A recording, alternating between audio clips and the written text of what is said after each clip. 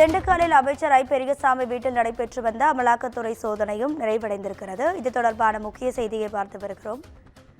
சென்னையில் அமைச்சர் ஐ பெரியசாமி வீட்டில் நடைபெற்ற சோதனை நிறைவடைந்த நிலையில் தற்போது திண்டுக்கல்லில் உள்ள அமைச்சர் ஐ பெரியசாமி வீட்டிலும் நடைபெற்ற அமலாக்கத்துறை சோதனையானது நிறைவடைந்திருக்கிறது.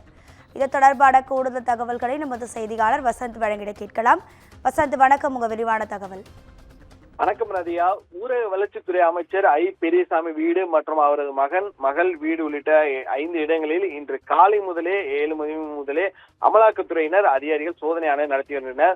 தொடர்ந்து இன்று காலை நடந்த சோதனையில் தகவலிருந்து அங்கிருந்த தொண்டர்கள் மற்றும் பல்வேறு அங்கே இருக்கக்கூடிய கட்சி நிர்வாகிகள் தொடர்ந்து இருக்கக்கூடிய ஐ பெரியசாமி அவர் வீட்டிலும் சரி, அவருடைய மகன் ஐ பி செந்தில்குமார் வீட்டில், அவர் மகள் வீட்டில் தொடர்ந்து அந்த பகுதியில் முழுமையாக அந்த தொண்டர்கள் அதிக அளவில் இருந்தனர்.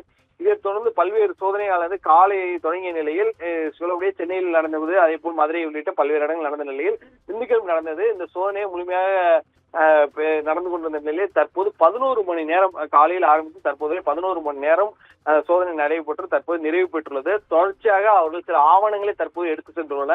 ஆவணங்கள் விவரங்கள் முழுமையாக தெரியவில்லை. இருந்தாலும் தற்போது அமலாக்கத்துறை சார்பில் சில ஆவணங்கள் அவர்கள் கைப்பற்றி அவர்கள் எடுத்து சென்றுள்ளனர். தற்போது தொடர்ச்சியாக இந்த சோதனையானது நிறைவு பெற்ற நிலையில் இந்த சோதனை தொடர்ச்சியாக அங்கிருந்த தொண்டர்கள் கட்சி நிர்வாகிகள் தொடர்ச்சியாக இப்ப அந்த பகுதியில் நின்று கொண்டுள்ளனர். மேலும் ஐ பெரியசாமி அவர்கள் வெளியே வந்து அவர்களோடு பேசுவார் என்ற காத்துக்கொண்டு தற்போது அந்த பகுதியில் தற்போது அவர் வீட்டு வாசல்ல இருக்கக்கூடிய அந்த வீதி பகுதியில் தற்போது நின்று கொண்டுள்ளனர். ரேவதி,